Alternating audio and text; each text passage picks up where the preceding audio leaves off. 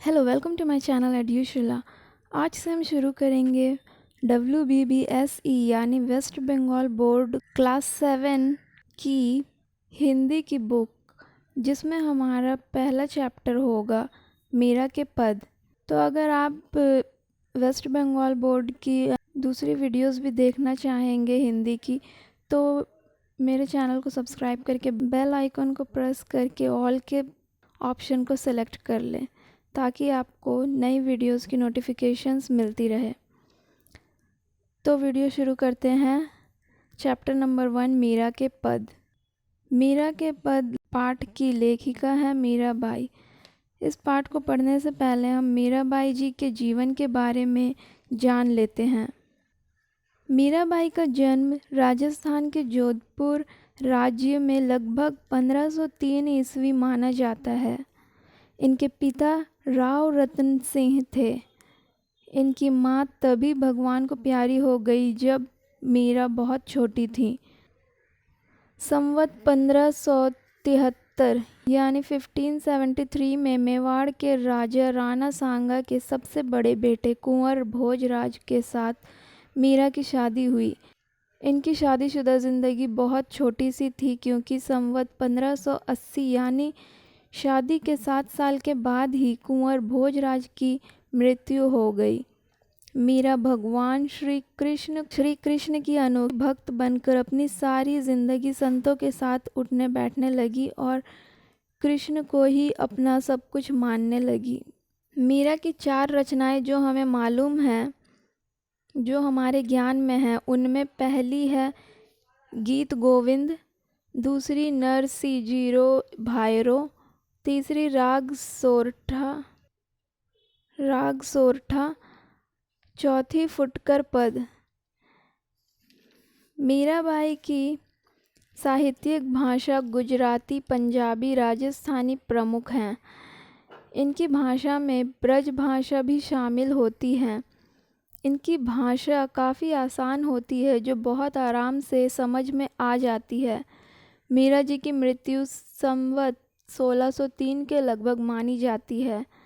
मीरा ने इन पदों में श्री कृष्ण के रूप और सुंदरता, उनकी भक्ति से मिलने वाली मुक्ति और कर्म के फल का बहुत ही सुंदर वर्णन किया है। पहला पद, बसो मेरे नैनन में नंद लाल, मोहिनी मूर्ति सांवरी सूरती, नैना बने विशाल, मोर मुकुट मकराकृत कुंडल, अरुण तिलक दिए भाल, अधर सुधारस मुरली राजती, उर वैजंती माल, क्षुद्र घंटिका कटी तट शोभित, नुपुर सबद रसाल, मीरा के प्रभु संतन सुखदाई, भगत बचल गोपाल। इसकी व्याख्या है, इस पद में मीरा श्री कृष्ण से कहती हैं कि नंदलाल मेरे आँखों में बस जाओ। मन को मोह लेने वाली सांवली सूरत, बड़ी बड़ी आँखों वाले नंदलाल मेरी आँखों में ही रहो, ऐसे ही रहो, इसी रूप में। किस रूप में, उसका वर्णन आगे वो मीरा करती है।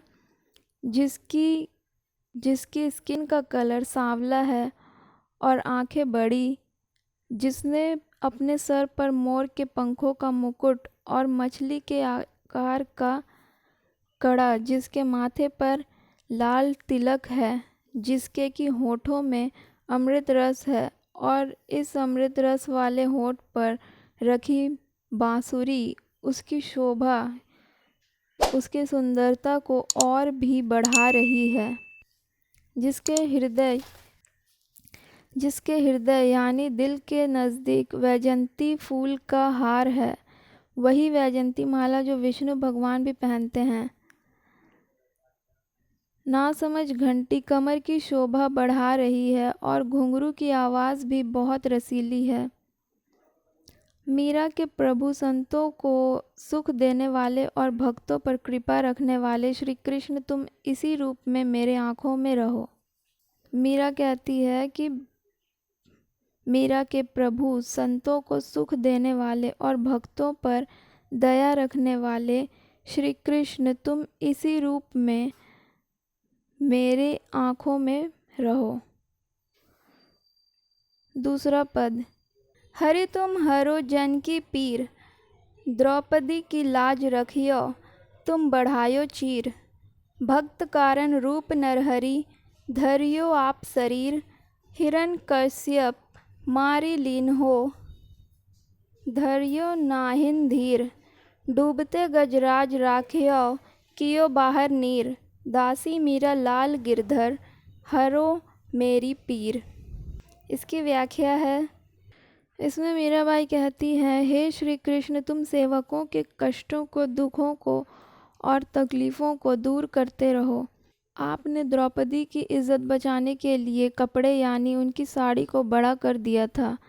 हिरण्यकश्यप को मिले वरदान की वजह से उन्हें मारना नामुमकिन था, तो भक्तों के लिए श्री कृष्ण आपने नरहरि यानी आधा शेर और आधा भगवान का रूप लेकर हिरण्यकश्यप को मारकर अपने भक्तों का भला किया। जब ग्राह जो कि एक मगरमच्छ था, उसने पानी पीने आए गजराज यानी हाथी को पानी में डुबाने के लिए उस पर हमला करना शुरू कर दिया था, तब आपने डूबते गजराज को पानी से बाहर निकाला था। हे लाल गिरधर यानी श्री कृष्ण मुझ दासी मीरा के भी सारे कष्टों और दुखों को दूर कर दो। तीसरा पद, जागो वंशी वारे ललना, जागो मेरे प्यारे, रजनी बीती भोर भयो है, घर घर खुले किवारे। गोपी दधि मथत सुनियत है, कंगन के झनकारे। उठो लाल जो भोर भई है, सुरनर ठाढ़े द्वारे। ग्वाल बाल सब करत कोलाहल, जय जय शब्द उचारे। माखन रोटी हाथ में लीनी, गौवन के रखवारे। मीरा के प्रभु गिरधर नागर, शरण गहे को तारे।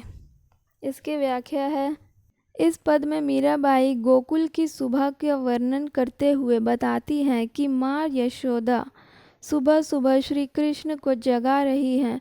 यशोदा जी कहती हैं, मेरे प्यारे बंसी वाले ललना जागो, रात बीत गई है, सुबह हो गई है, सबके घरों के दरवाजे खुल गए हैं, यानी सब लोग सोकर उठ चुके हैं। गोपियाँ दही मथ रही हैं, तुम उनके कंगन की झनकार सुन सकते हो, जो दही मथने के वक्त उनके कंगन से आवाज़ हो रही है। उठो प्यारे लाल, सुबह हो गई है। सभी ग्वाल बाल हल्ला गुल्ला मचा रहे हैं और जय जय शब्द भी बोल रहे हैं।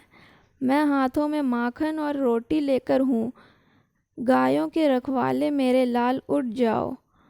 मीरा कहती हैं कि हे प्रभु गिरधर, गिरि पर्वत को धारण करने वाले, हे चतुर कृष्ण, मैं आपके शरण में आई हूँ, मेरा भला कर दीजिए। चौथा पद, करम गति टारे नाही टरे, सतबादी हरिश्चंद्र से राजा नीच घर निर्भरे। 5 पांडु अरु कुंती द्रौपदी, हाड़ हिमालय गरे। यज्ञ किया बलि लेन इंद्रासन, से पाताल धरे। मीरा के प्रभु गिरिधर नागर, विष से अमृत करे। इसकी व्याख्या है, चौथे पद में मीरा जी ने कर्म और कर्म के फलों का वर्णन किया है। मीरा जी कहती हैं कि कर्म का परिणाम यानी फल सभी लोगों को बराबर मिलता है। कर्म यानी जो हम करते हैं उसके कदम टालने से भी हम टाल नहीं सकते हैं, अर्थात हमें हमारे कर्मों का फल मिलकर ही रहेगा। इसी कर्म की गति को मीरा जी ने कुछ उदाहरणों से समझाया है। मीरा जी कहती हैं कि सत्यवादी हरिश्चंद्र जो कि राजा थे, लेकिन उन्हें नीचे कुल के घर में पानी भरना पड़ा। पांडवों को महाभारत के युद्ध में जीत मिलने के बाद भी पांचों पांडवों, कुंती और द्रौपदी, सभी की हड्डियां हिमालय पर्वत की बर्फ में गल गई। राजा बलि ने इंद्र का आसन और स्वर्ग का राज पाने के लिए यज्ञ किया, लेकिन उनको स्वर्ग नहीं मिला और उन्हें पाताल ही जाना पड़ा।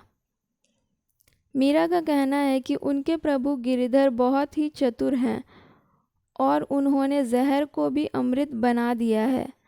राणा जी, जो कि मीरा के पति के छोटे भाई यानी मीरा के देवर थे, राणा जी ने जब मीरा को विष या जहर का प्याला देकर मारने की कोशिश की, तब उस विष को मीरा के